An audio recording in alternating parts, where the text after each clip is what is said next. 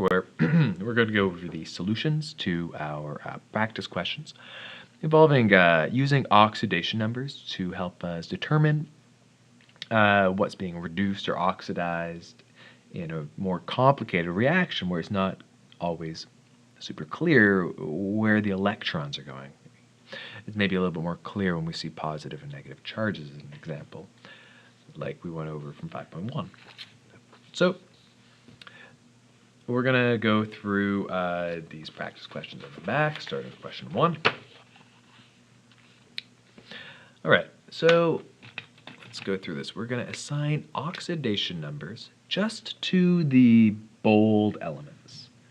Oxidation numbers to the bold elements. And we're going to do that to determine which species undergoes oxidation and which species undergoes reduction. So that's what we want to know. We want to know which species undergoes oxidation and which species undergoes reduction. All right. Now, what's bold here looks like we've got a bold chloride or chlorine, and those chlorines look like they've been bolded, and these carbons look like they've been bolded. And this question is a bit of an intro for us. It's going to help us to really just focus on one element's oxidation number for now, rather than all of them, or maybe rather than making decisions for ourselves about when to discard information. So let's do 5.2 solutions. 1A. So I'm going to write the reaction out. ClO2, and I'm going to leave some space here. Carbon and ClO2 minus, and we've got looks like a carbonate ion. Okay.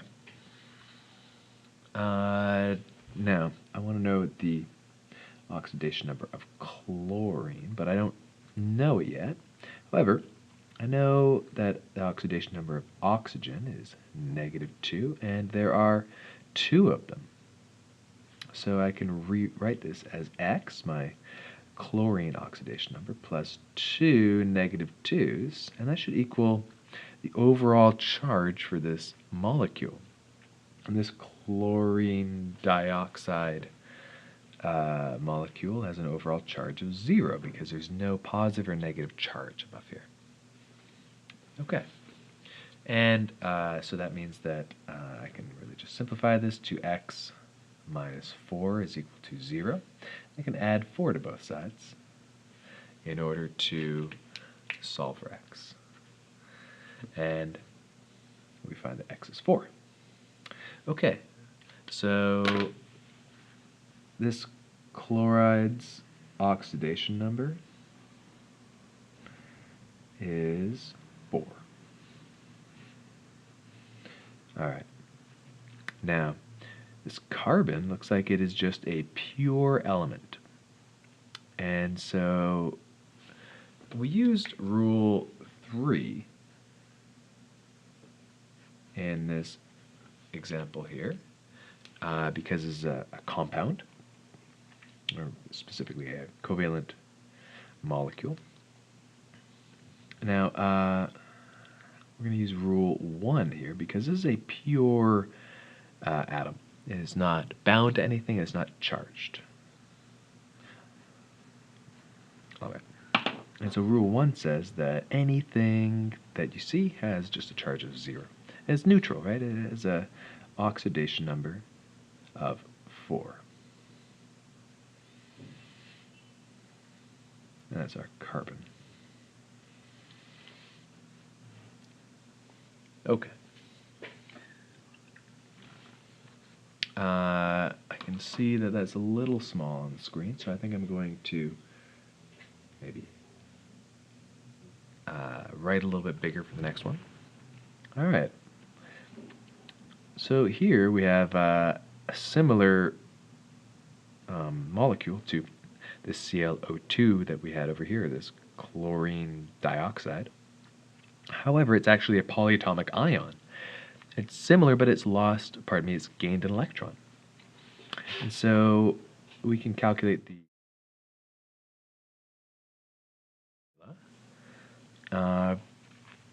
we know that this chlorine, which is going to represent, we'll just call it X.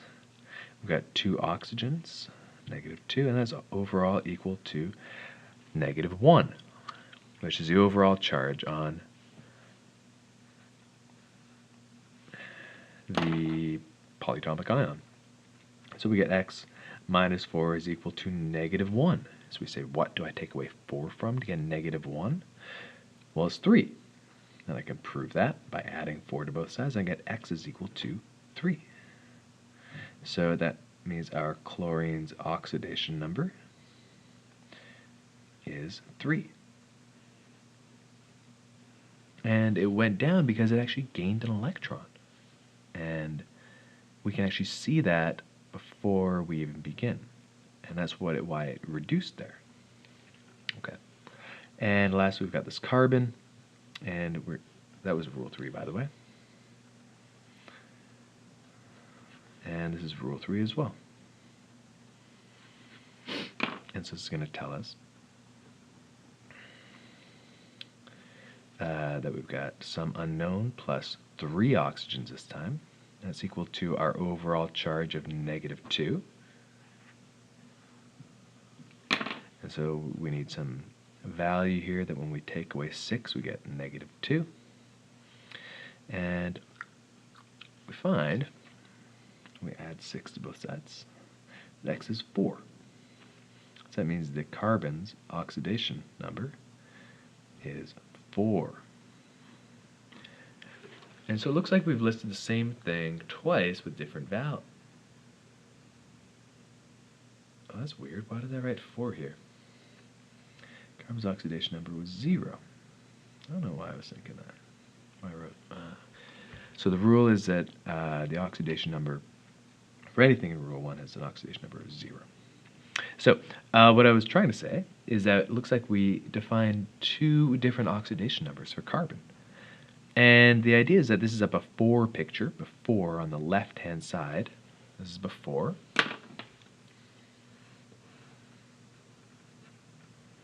And this is the after picture. So after this reaction occurs, the oxidation numbers of both of these guys change. Okay, how do they change? Well, let's use a different color here, maybe green.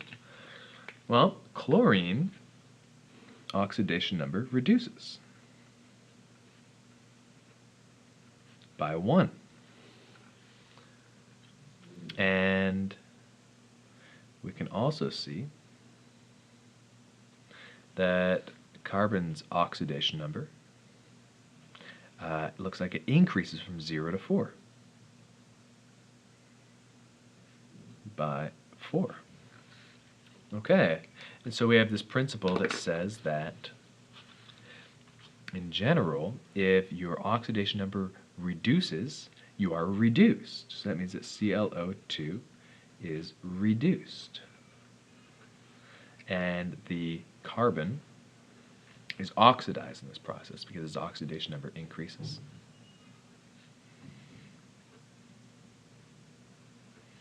And it's not a mystery, or it's not an accident, pardon me, that we call this process oxidation because often it actually involves a substance gaining literally more oxygen. So this carbon starts as just a carbon kicking it by itself, and now it has 3 oxygen buddies, and all of those carbons do. This is an artifact. Not everything that is oxidized literally gains oxygen, but when we were starting to study this stuff, we started naming things before we had totally understood everything, which is actually maybe a little bit common in this unit. So you'll see a pattern where some things aren't named in the most elegant fashion, but this is sort of why we call things oxidized, because you gain an oxygen. All right. So we took our time on question A, so I think I'm going to abbreviate some of these steps for when we look through question B, because it's quite similar, and we're going to see if we can find a way to maybe make these questions not take so long.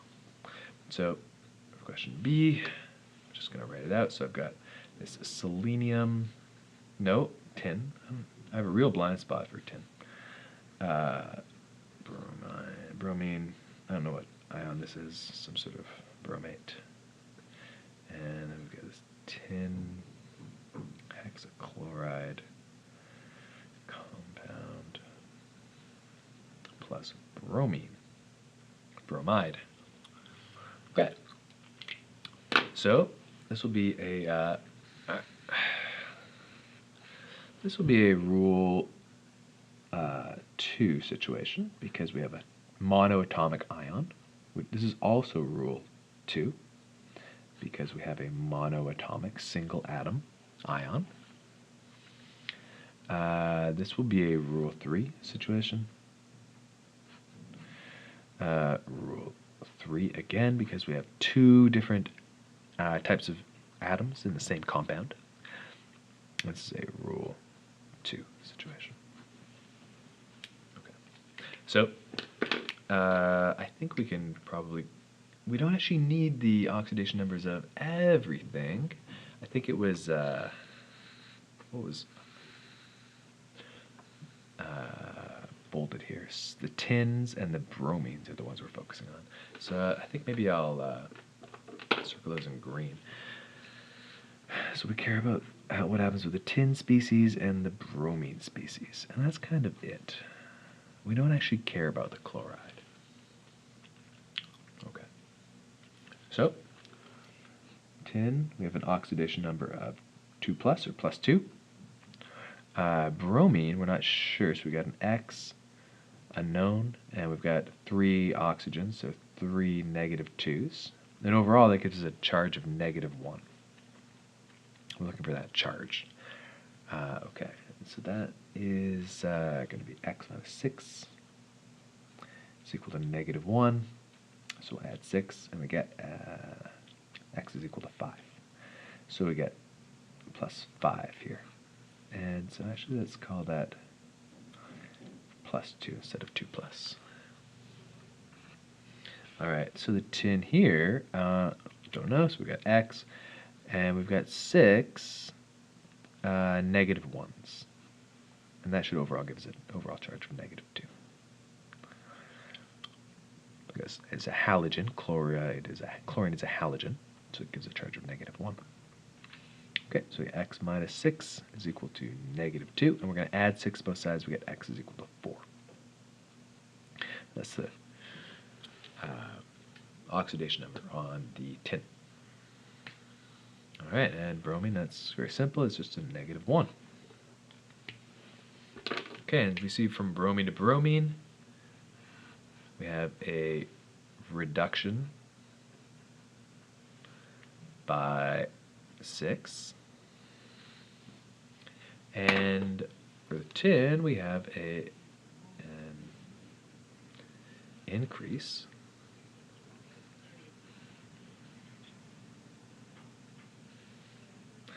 by 2. Okay, so that means that this tin species is increased, means it's gaining electrons, and it is, sorry, it's losing electrons, and it is oxidized. And the thing that is reduces, its oxidation number is reduced. So the BrO3 minus is reduced. Okay. So now that we've worked through some basics here, I think we're going to maybe go a little quicker even still on the next one. Maybe not. Maybe I'll take this long for all, and this will take forever to make this video. We'll find out. Alright, so we got 2A, and so we're just asked for the reducing agent and the oxidizing agent of this reaction. Okay, and it's important to recognize that when we're asked for the agent, we have to recognize what we're really asked for is the thing that is oxidized.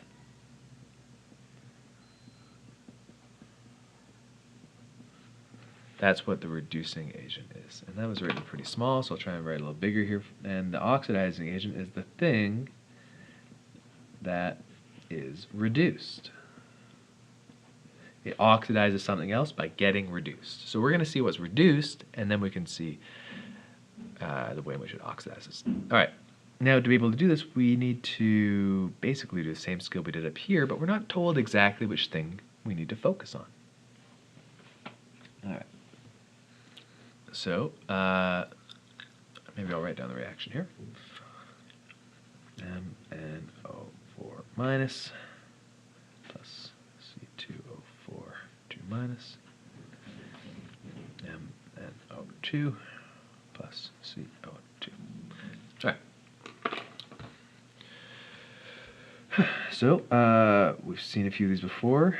It's pretty straightforward now. So we're going to add 4 negative 2's. It's going to give us an overall charge of negative 1. So we got x minus 8, negative 1, or we add 8 to both sides. In other words, we get x is 7. Okay, so that means our manganese has a oxidation number of 7, and our oxygen has an oxidation number of...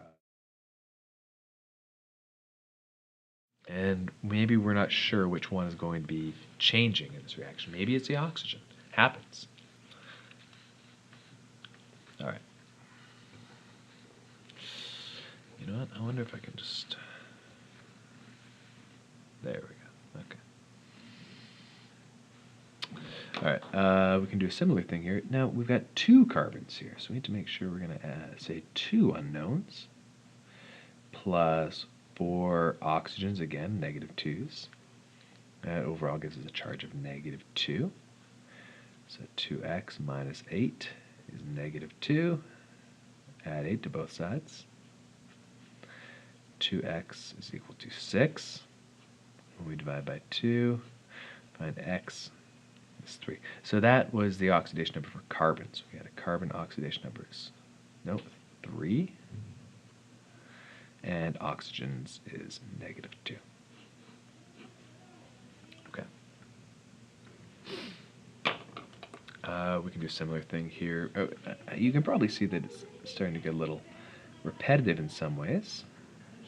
It may have looked funny the first time you see it, but there's only so many tricks in the book, and after a while you start to get a rhythm for it. So the manganese oxidation number is 4, and the oxidation number for the oxygens are negative 2. And we'll do the last thing with carbon. All right, so we got carbon, and we got 2 oxygens, and its overall charge of 0. So that says x minus 4, 0. It's pretty much the same thing. You can actually make a reasonable statement that these have the same oxidation number, and they do. Carbon has an oxidation number of 4, the oxygens are negative 2. So what do we notice? We notice that the oxygens, their oxidation numbers don't change in this case. They're all still in polyatomic ions or molecules or compounds. So as a result, they're all under this sort of rule 3 about their oxidation number. Staying in one of these compounds isn't going to change oxygen's oxidation number. The only thing that's going to change it is if it becomes some sort of really weird monoatomic ion that doesn't have a charge of negative 2, but is possible. Or more likely, it's in its molecular form, and then you're getting this sort of rule 1 situation where it has a charge of, or an oxidation number of 0. All right. So what's happening here? Manganese looks like it is reducing.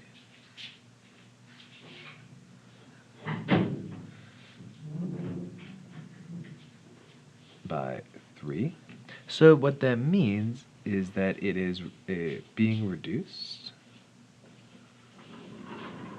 So that means the MnO4 is reduced, and that means that MnO4 minus is an oxidizing agent.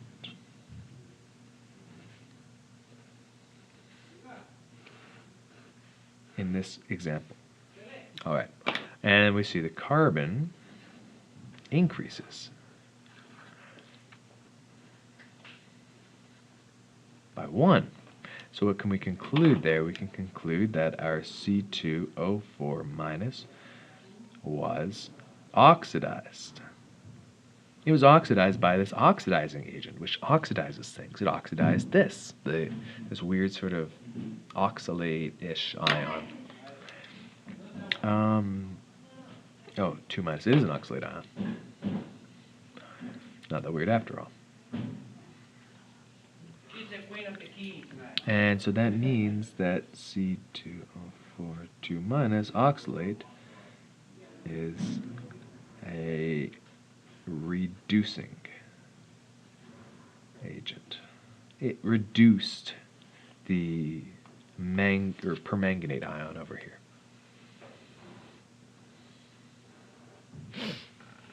All right.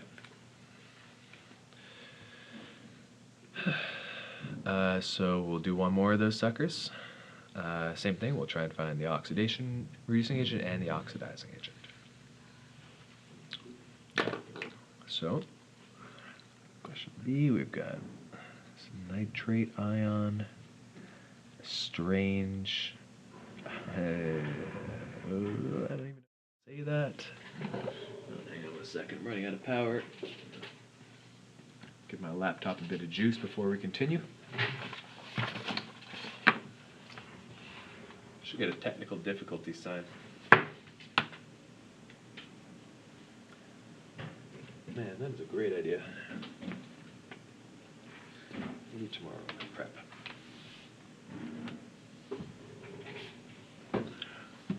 Alright. So, then we've got NO. And what element really is that? Tellurium? I had to memorize all these once. But honestly, memorizing all the periodic table is not that useful, as you might have imagined. Tellurium. Okay. Alright. So, we're just gonna, I think, run through this in this case. This just gives us some unknown, and we have 3 negative 2s, and that gives us an overall charge of negative 1. X minus 6 is negative 1, so X is 5. So our N oxidation number is 5, and our O oxidation number is negative 2. Okay, let's switch colors here so we don't get mixed up, because we're going to be writing a little bit close together.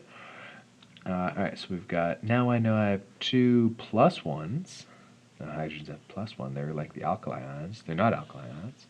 Plus some unknown, and overall that gives us a 0 charge. That means I have 2 plus some unknown is 0. And when I take away that 2, we get X is negative 2. So the tellurium has an oxidation number of negative 2, and the hydrogen has an oxidation number of plus 1. Alright, choose a green here.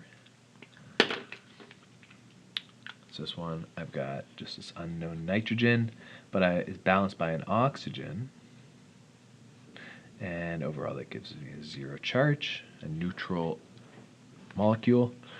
And so X is some number that when you take away 2, you get 0, so that means X is 2. And so that means our nitrogen has an oxidation number of 2, but our oxygen has an oxidation number of 1.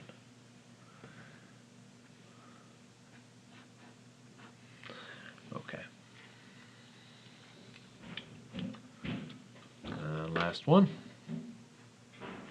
So we got an X, some unknown for the tellurium. Well, we got 4 oxides. Overall, it gives a charge of negative 2. X minus 8 is negative 2, so we're going to add 8. We get X is 6. Okay, so that tells us our tellurium has an oxidation number of 6, and the oxygen has an oxidation number of negative 1. I don't know why I said plus 1 there. That's negative 2.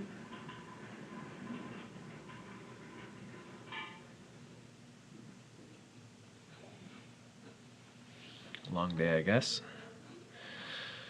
Which I guess it kind of was. Alright, so we can see here that maybe I don't even need to write it now. I'm just going to say that the N O3 minus was reduced. So that means that this nitrate was an oxidizing agent.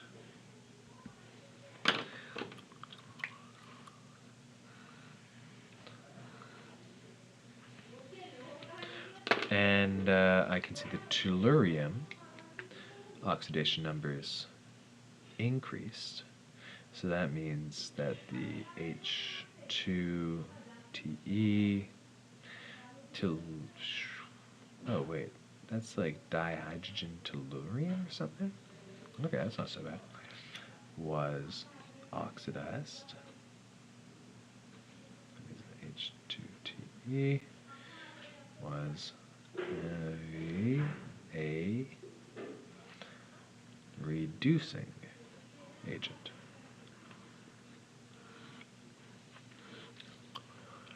Okay. And maybe I can highlight the things we're looking for here. Can the yellow show up? Not really. Let's try deeper color. Blue. So we can see that we want to focus on the nitrogen. And the nitrogen, that's the change. And we'll use this green here. Tellurium. Yeah, it shows up.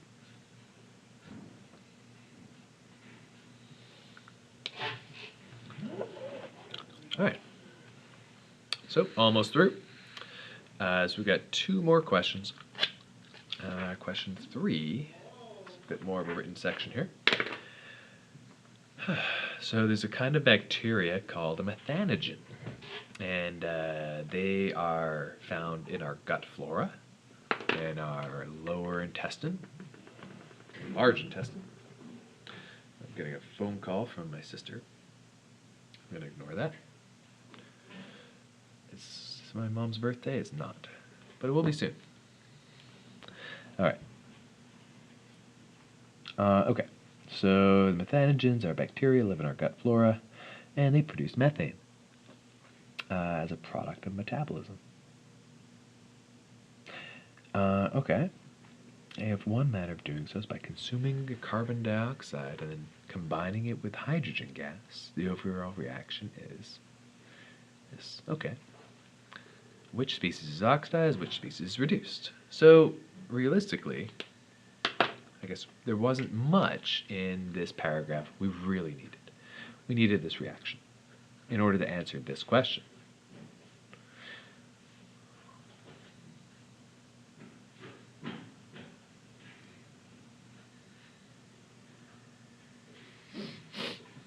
Okay.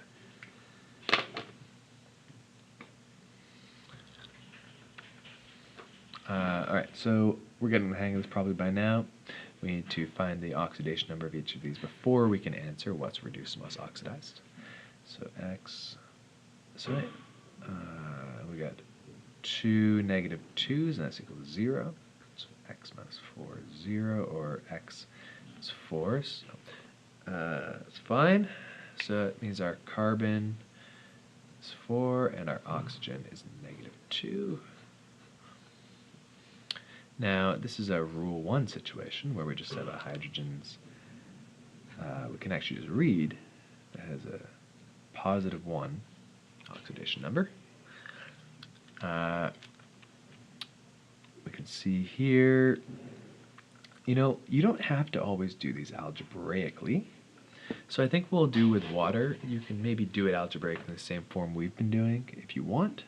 We're going to do it maybe a little bit differently for when we get to water. So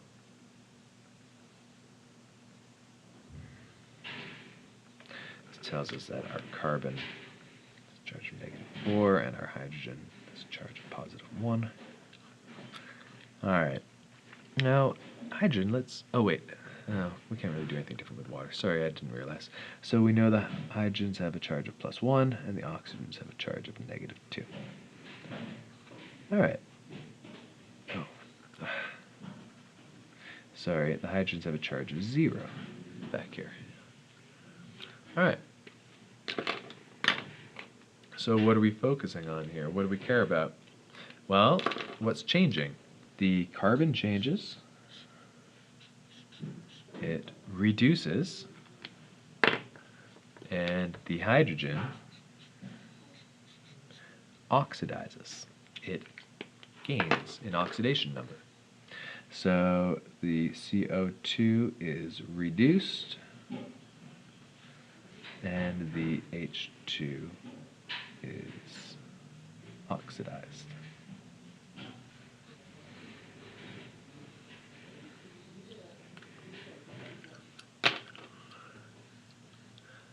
All right, let's move on. Last question. When iron rusts, we say that the iron has oxidized, which is true. If the following is the rust reaction, are we using the term correctly? Was the iron undergoing oxidation? Okay, so let's find out here. Let's take a look at the oxidation number of iron and see if it increases.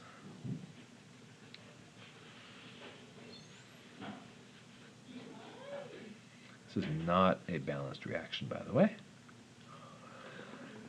And I can see that neither was the last one.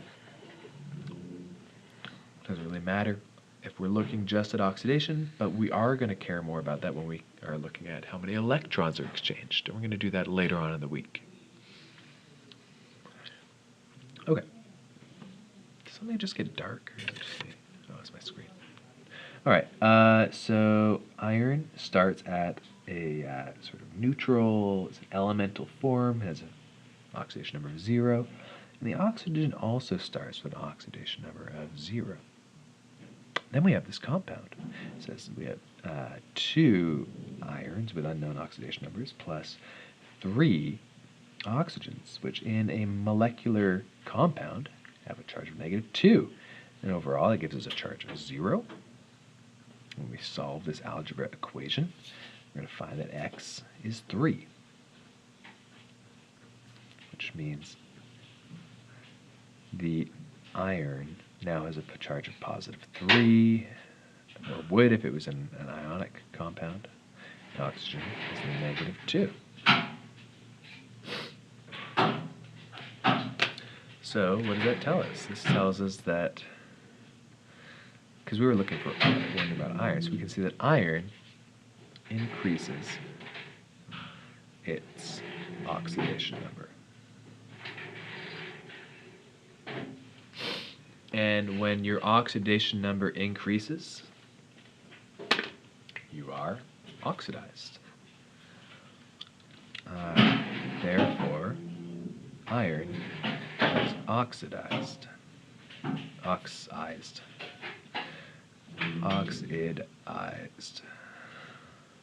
when it rusts.